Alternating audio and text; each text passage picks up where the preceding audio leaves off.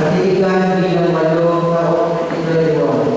Katitigan ng buwan ng pagpupulong ng Parish Pastoral Council ng Parokya ng Nuestra Señora de la Natividad noong 5 ng Disyembre taong 2021. Itinao sa Reverend Father Herbert L. Paul, Parokya ng Nuestra Señora de la Natividad, Poblacion Panginoon. Unang bahagi, ang paggawa ng kaalisan at panalangin. Ang pagpupulong ay binuksan sa Ikadalawa at 17 ng hapon at pinasimulan sa pamamagitan ng isang panalangin sa pamumuno ni Sister Estrella Itaw. Ikalawa, pagpapahayag ng mabuting balita at pagpinigay. Binasa ni Sister Gina Berseta ng FCM ang mabuting balita sa ikalawang linggo ng Advento at pagkatapos ay nabahagi na ng iyong pagpinigay sina Sister Baby, Sister Belrose, Sister Vilma, Brother Victor at Brother Franco. Ikatlong bahagi, pagkilala sa kamalo-malo. Sa 41 na opisyal na kasabi ng PPC, kabilang ang Executive Committee, Iba't Ministries, at mga samang pagsimbahan, 32 ang kabor bilang ng mga dumalo, kasama na ang mga ibahagi sa online, at 12 ang lumiban sa iba't ibang palayan. Ika-4, pagbasa at pagtitibay sa katitigan ng nakaraang pagpupulong. Nagpatuloy ang pagpupulong sa pagbasa ng PPC Secretary sa katitigan ng nakaraang pagpupulong ng isa ng Hulyo 2021. Matapos basahin ang nasabing katitigan, sinulong si Sister Estrella Itaw ang kapasyahan sa pagpapatibay dito at ito ay pinangalawahan ng lahat. Ang katitigan ng pagpupulong bilang ito ng taong 2021 sa ika-1 ng Agosto 2021 ay na pinatibay ng kapulungan. Ika-5 bahagi, mga puna sa katitigan ng nakaraang pagpupulong. Ibinahagi ni Father Jesse na hinihintay pa rin ng parokya ang mga dokumento na kailangan ng notaryo na magmumula sa tanggapan ng obispo para makapag-open ng bank account sa BDO o Pagsanan. Dagdag pa ni Brother Franco, ito ay ating preparasyon para sa solicitation para sa mga kampanya. Tinanungin ni Father Jesse si Brother Joel Makaila hinggil sa kanilang activities para sa Jubilee Fund for the Youth ngayong Disyembre. Ayon kay Brother Joel, bago pa lang sila mag-meeting upang mapag-usapan ng mga gawain. Ipinaalala ni Father Jesse na isa sa mahalagang kampanya ay mag-present ng PYC intro video para sa unang araw ng Simbang Gabi sa Disyembre 16. Ibinahayag naman ni Brother Franco na nakahanda na ang mga liha para sa pagmamalak ng pondo para sa mga bagong kampanya at paglalagyan ng ibabang kampanya, lumang kampanya. Hinikaya niya ang buong kapulungan na magtulong-tulong para sa napagiging na proyekto at binuksan ng pamunapahagi sa pagpapasa ng mga pangalan na ilalakaw sa Senatan. Dinadagdagan ni Father Jesse na kabuo ang 55 pamilya o angkan na makapagbibigay ng 55,000 para sa kabuang 3,025,000. Ngunit ang sino man na hindi kaya din na magbigay ng kung ano man ang makakailangan. Ayon sa napapasa doon sa huling pulo, bibigyan si Brother J. Alvarado ng opisyal na sertipiko bilang kabahagi ng PPC na siyang mamamahala sa ating Children's Day Park. Nagawa ito ngunit hindi pa niya ibibigay sa kanya.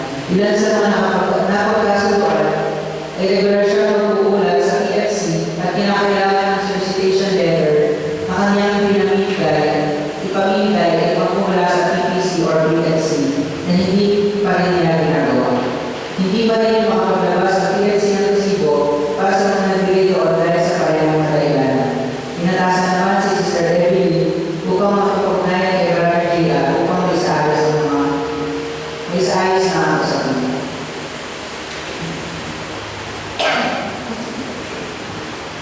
Napansin ni Father Jesse na 12 pa lang ang nakalista para sa Board of Remembrance, kaya hinihikayat niya ang mga kasabi ng PPC na mga harapan ng mga limaw nating kasamahan sa loob ng nakalipas na 55 taon. Kaanin na bahagi.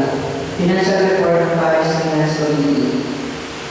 Hindi report ng ating Parish Finance Committee Auditor, Sister Evelyn Bertoso, ang financial report ng ating parokya as of November 30, 2021. Pagsimulan ng mga usapin at malayang talakayan, kabilang ang listahan ng Immaculada Concepcion at closing of the year of St. Joseph. November 29 to December 7, 2021, ang Novenario, at December 8, 2021, naman ang Banal na Misa sa ika-5 ng araw.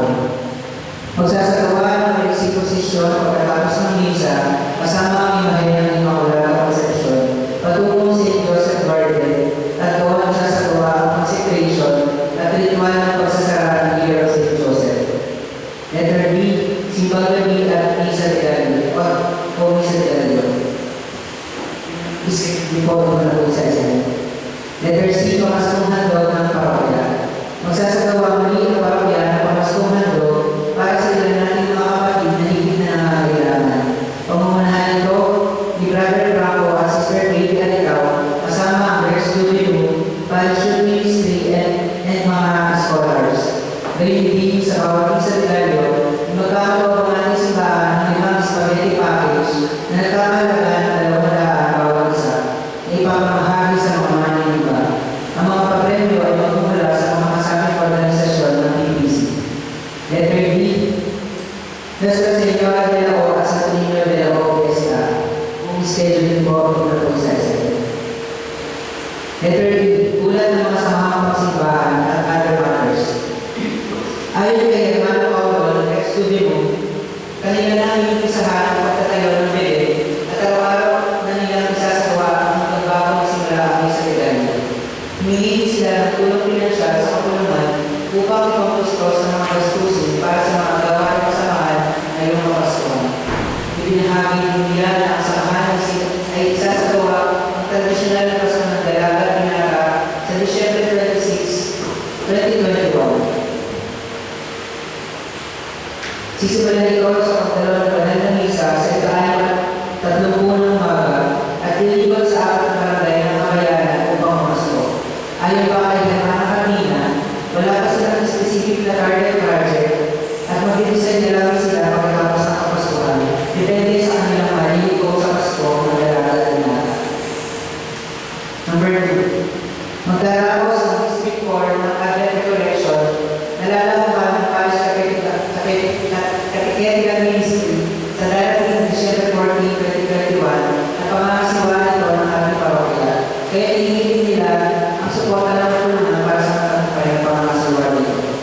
Number 3. Pinagpasyahan din ng kapulungan na maaari ng ipamasko ang mga tipong Santo Niño sa mga bahay-bahay, ngunit naibig ay pinagbabawal ang pagpapahay nito simula sa hanggang din ng December 24 hanggang December 31. Ang ninong na nagtatahan sa Santo Niño ay si Leo Pietro Alitaw.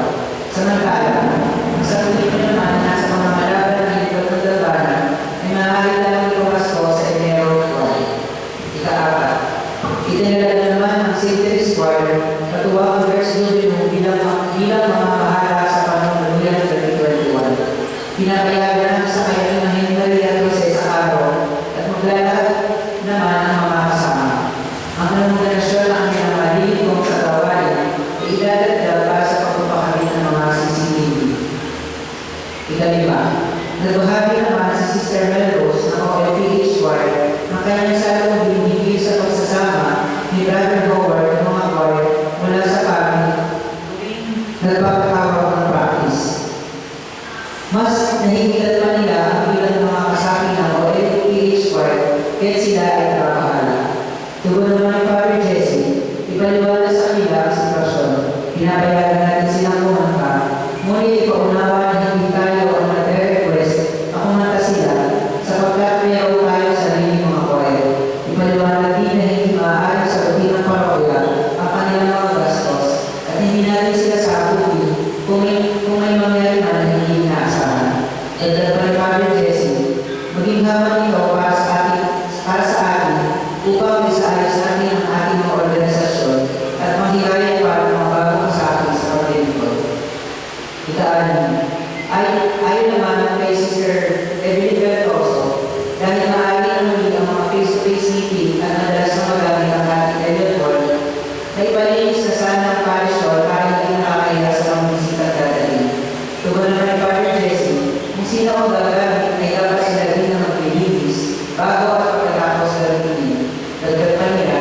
Kailangan ng kapitero upang papasin ang mga lubong upuan ng uupa sa halos lahat ng hall at tinutulungan nito si Sir Vito Pineda ang kanyang sasabihin sa kanyang asawa. At dahil wala nang ibang pag-uusapan, ang pulaw ay itindig na sa gabi na ika-4 at 4 na pagpalo ng hapon sa pamagitan ng isang panalangin ng mga ng buwan araw.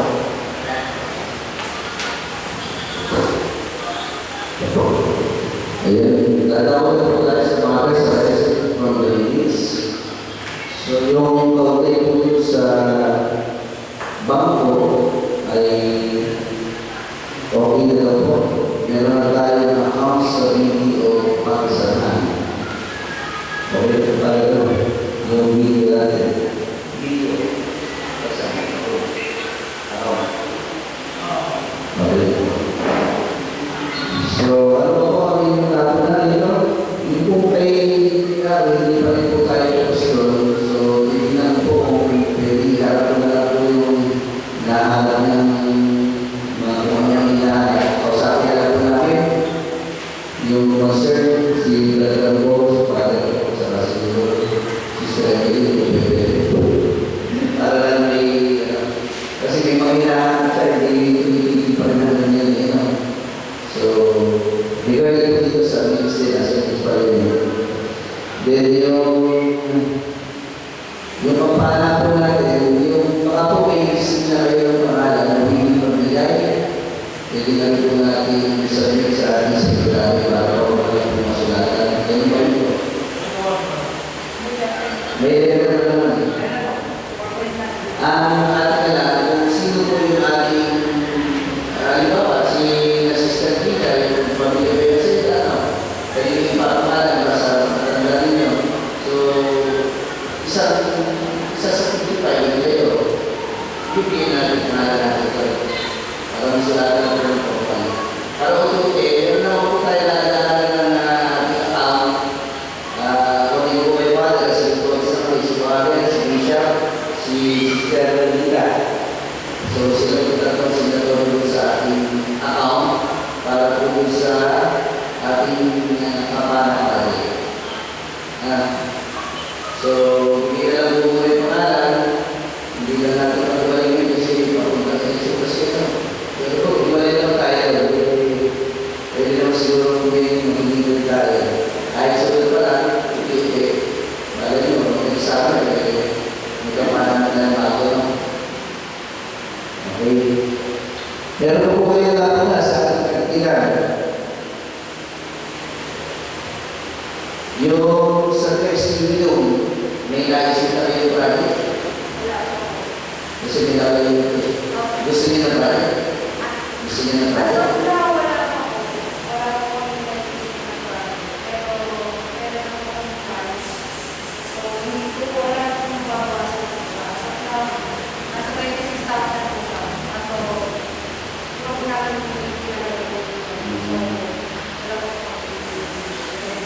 Hindi lang nakakakita niya namin sa CCTV, next day na next pa din. Yung 10,000 po, nakamahingin lang po yung sa bundle. Baka gusto na kayo ng bawang sa CCTV tayo. May pagdala ng mga isip, para lang tayo, isa hindi na mga CCTV. Kung gusto nila, pag-usapan ko yan. Hindi naman dito ko, kailangan na. Kasi meron naman hindi siya nila budget tayo na rin. Hindi lang sabihin, para kayo yung magtutulo sa budget ng CCTV para pumasok tayo. Eh yung mga nasila, kung may initial budget, hindi na nasa breaks, tapos meron yung CCTV, eh naman yung nagpali.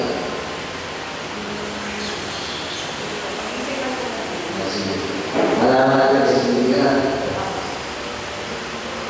Ano ba po yung napunta natin dito sa ating katigan?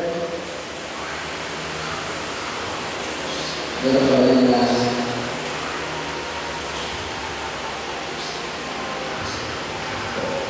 yun po naman ating rapport, okay naman brother na.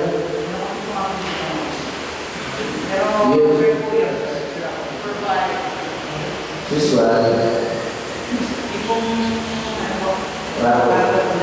Rapport lang na masalaman.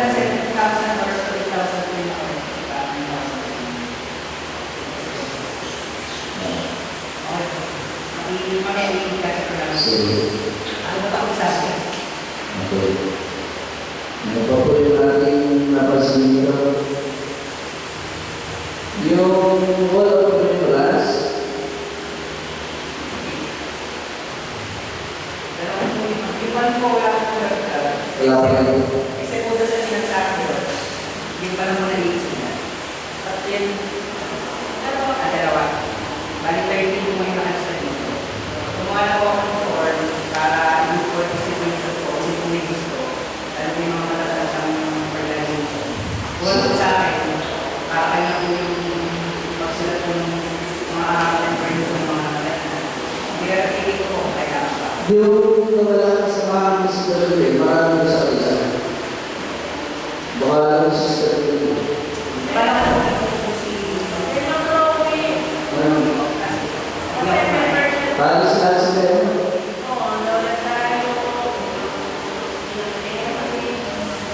Di Mary. Mana tayo na sila po sa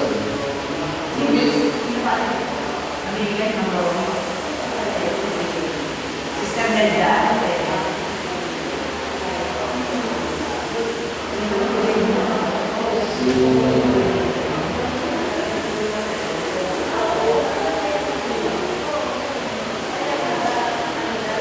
So, wala po. Mamaya natin pag-iiba. Tuloy na po tayo sa ating agenda natin. At ano lang na, report po pala po na Palestine City. Yan.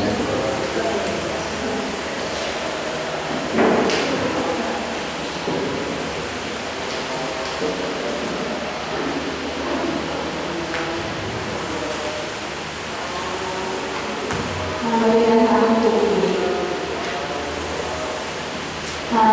Bali dalawang buwan po ito sa December and then January.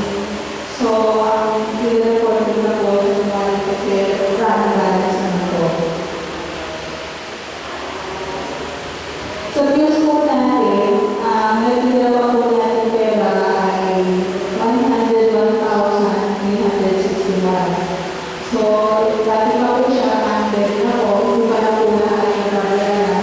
Then, may 23,000 pa po siya excess.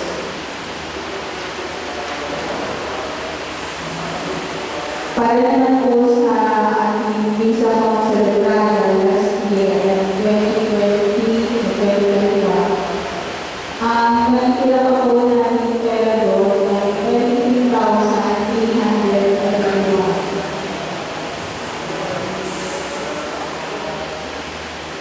Sa children's park po, may collection po tayo 1.5. Pero kinuha na po ni Mr. JR noong December 23 ang 1.5. So, zero balance na po siya. As of today, wala naman po nagbibigay sa finance para po sa park. Pero yun po ang lagi ng sinasabi na may nagbibigay daw po sa akin. Pero sa